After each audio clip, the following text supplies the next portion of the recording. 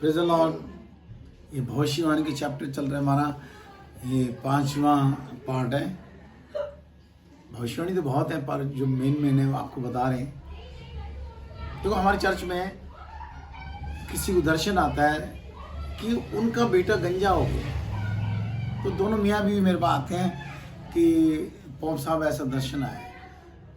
तो मैंने कहा भाई बच्चे के पापा के बारे में बताया। मैंने कहा भाई वो हमारे चर्च में एक पास्टर था संजय नाम का, भाई तू मर जाएगा।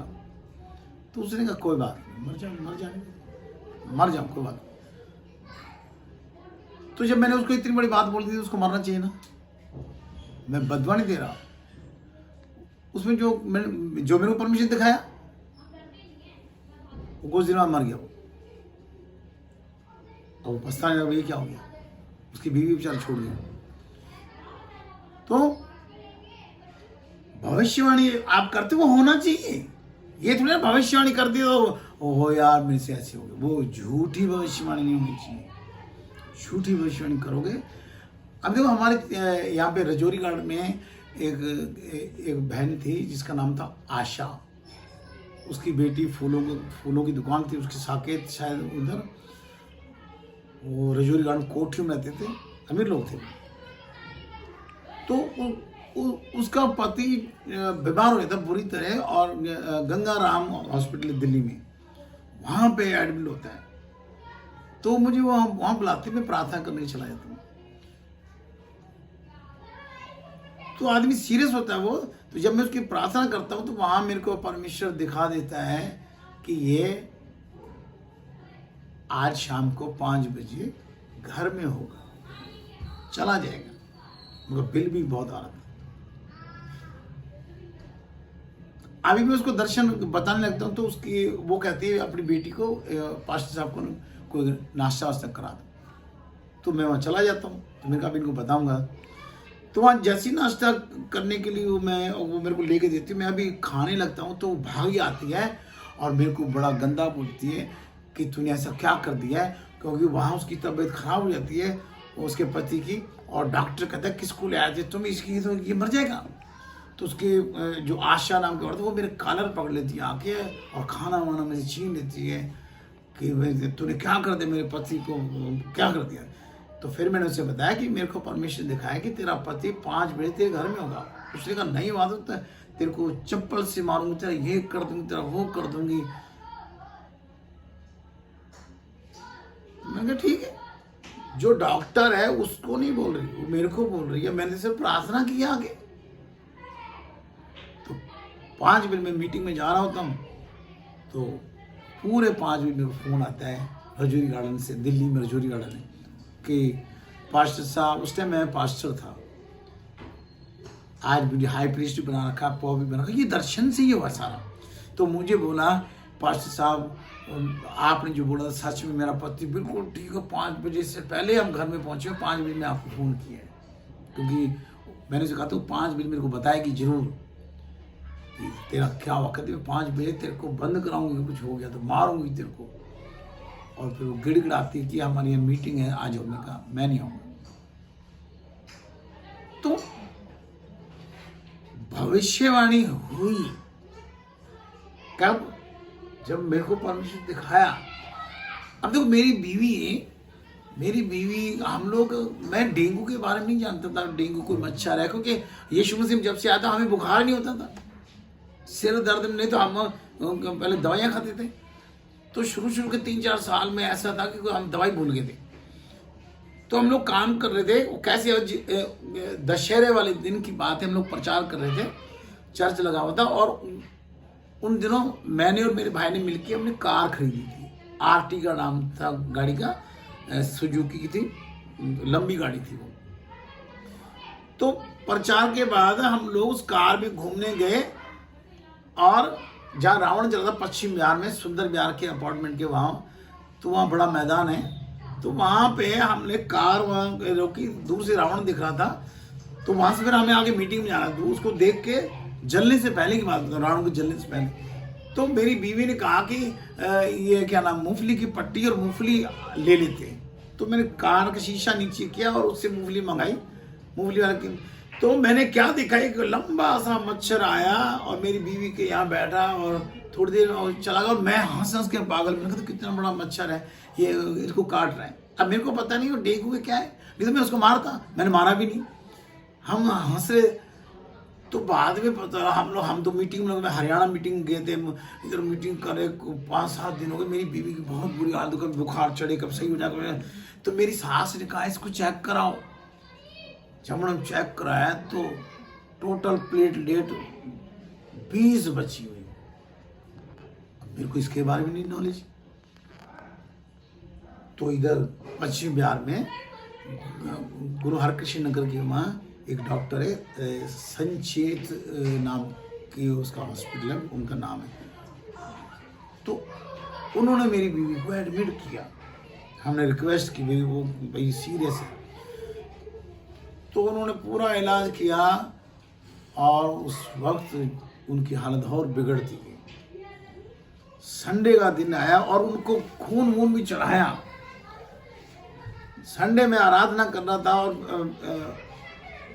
मेरे को डॉक्टर का फोन आ गया जब चर्च खत्म होने लगा, मैं हीलिंग प्रेयर कर रहा था। तो मेरे को डॉक्टर ने बोला कि 2 घंटे बाद आओ, अपनी बीवी को उसकी लाश ले जाओ, खत्म हो, बस उसमें हल्की सांस चल रही है। और मेरी ससुराल से भी गालियां आने लगी कि तू वहाँ नाच ले, तेरे को हम छोड़ेंगे नहीं। मेरे साले की जो बेटी है उसका नाम किरण है, वो भी बदतमीजी से बोल रही मेरे को फूफा लगता हूँ, पर वो कह रहे तू नाच ले लड़कियों के साथ वहाँ चर्च में, हम तेरे को बाद में बताएंगे। मेरे को परमेश्वर भरोसा। अब जी हमारे चर्च के भी लोग वो उल्टा सीधा बोल रहे हैं। हमारे चर्च में एक दिनेश नाम का पास्टर है, वो यूपी का आजमगढ़ का है। तो वो मुझे कह रहा हमारे चर्च में 2 लड़कियां शुरू से रह रही हैं, छोटी सी जब से। तो उन्होंने कहा किसी की लड़कियां ले लोगे रखोगे तो तुम्हारी तो बीवी मारेगा ना परमेश्वर। वो तो चर्च में रह रही हैं। तो नहीं, मैं घुटने में बैठ गया क्रूस के आगे। अब पब्लिक मेरे साथ खड़ी हुई है कि वो देख रही मैं क्या करूं। तो मैंने अपने आंखों से देखा कि यीशु मसीह निकल के आया है और मुझे आके बोल रहे हैं। अब ये बात वो नहीं जान रहे, उनको मैंने बताई भाई यीशु मसीह ऐसे आया और मुझे बोल रहा कि 2 बोतल के पैसे ले ले। तो मैंने कहा मैं जब दारू पीता था तब तो तूने बोला नहीं, अब मेरी बीवी उधर मरने पड़े तो तू कह रहा 2 बोतल के पैसे ले ले। तो कहते दारू की नहीं, 2 खून की बोतल के पैसे ले ले। 1 बोतल 14,000 की, 2 28,000 की है, पर तेरे को मिलेगी एक में काम हो जाएगा और तेरे को 10,000 की मिलेगी। तो मैंने कहा फिर इतने पैसे क्यों ले जाऊं? कहते नहीं, जो मैं बोल रहा हूं ऐसे कर। तो ये बात मैंने चर्च में बता दी। तो ये होना चाहिए ना। अब मेरी बीवी के टाइम कम होते जा रहा है और ये दर्शन आ चुका और मैं वो दर्शन बता चुका हूं चर्च में। तो वहां से फिर मैं भागता हूं। हमारा एक चर्च में बिशप था रामकृष्ण, गोरखपुर का, वो अब लड़का, वो अब नहीं है, मर गया वो। तो उसकी टूटी फूटी बाइक थी, उसके ऊपर भागे दिल्ली में, हर जगह ब्लड बैंक में गए तो कहीं खून नहीं मिला, क्योंकि मेरी बीवी का जो ब्लड है ए पॉजिटिव, पता है ए पता है कौन सा वाला है, वो मिलता ही नहीं है। तो फिर जब हम थक के हार के आए तो मधुबन चौक है दिल्ली में, वहां पे मैं रुका और वहां मेरे को परमेश्वर ने कहा कि ऊपर ब्लड बैंक है जा। तो वहां मैंने एक सरदार लड़का खड़ा था, मैंने उससे पूछा ब्लड बैंक है? हाँ जी ये है। तो उसमें मैं चला गया, वो पेशा भी मेरे साथ था। आप देखो मैं उसमें गया हूं तो आप परमों की गेम शुरू हो जाती है।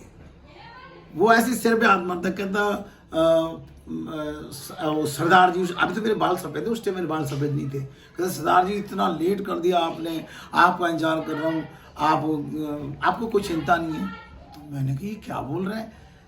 तो कहते जल्दी आओ, ये और जो मैं इसको पर्ची दे रहा हूँ वही वाला ब्लड है उसके पास, है ना भविष्यवाणी, वही ब्लड है उसके पास। तो वो मैंने उसको बोलता हूँ कितने का है? अब मेरे को यीशु मसीह ने बोला था 10,000 की बोतल देगा, 14,000 की है तो वो देना चाहिए ना। तो उसने कहा 14,000 की, पर आपके लिए 10,000 की फटाफट। तो मैंने कहा कितनी देर में देगा? कह रहा मैं 2 मिनट नहीं लगाऊंगा। तो उसने फोन घुमाया तो मैंने वहीं पे परमेश्वर का मेरे का ये जहाँ फोन कर रहा है तो वो तो मना कर देगा। तो परमेश्वर कहता है वहां पर भी मैं ही हूँ, क्यों घबराता है। तो उसने फोन में बात करके मेरे को फटाफट वो ब्लड दे दिया और वहां से हम लोग भागे। और मेरे को परमेश्वर ने बता दिया था यहीं पे, जब यीशु मसीह क्रूस से निकल के, मैंने उसको अपने आंखों से देखा, लंबे लंबे बाल थे और मेरे से मिला वो। और उसने उस टाइम बताया भी तेरे को जब तू ब्लड लेके आ रहा होगा तो तेरे को पीरागढ़ी में फ्लाईओवर के ऊपर रश होगा, तो इधर से तुम नहीं आना, पीरागढ़ी के नीचे से नांगलोई साइड में आपने राइट मुड़ जाना है। आगे जाके उल्टे हाथ में बत्ती आई, वहां मुड़ जाओ, सीधा वहीं पे हॉस्पिटल पे निकलेगा। और उधर कोई ट्रैफिक नहीं था और मैं पहुंच गया।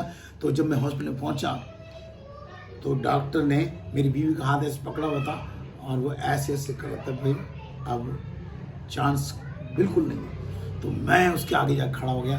तो वो मुझे कह रहा नहीं। तो मैं सर एक बार ये सारा कुछ लगा हुआ था, उसमें सिर्फ बोतलें फिट करनी थी। और जैसे ही उसने बोतल फिट की ऐसे डॉक्टर ने ऐसे मेरे को मारा। कहता वो मेरे को जानता, मैं पास्टर। कहता सर आपकी बीवी बच गई।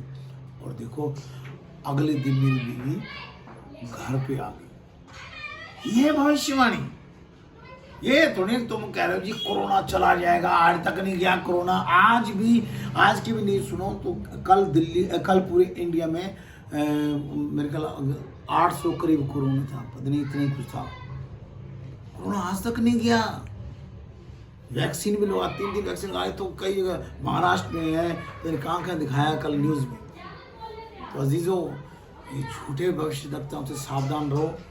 और ये झूठे भविष्यवक्ता अपने अपने नाम लिख के चल रहे हैं, इनकी खैर नहीं है, परमेश्वर इनको तोड़ेगा। इन्होंने परमेश्वर का नाम पूरा मिट्टी में मिला दिया।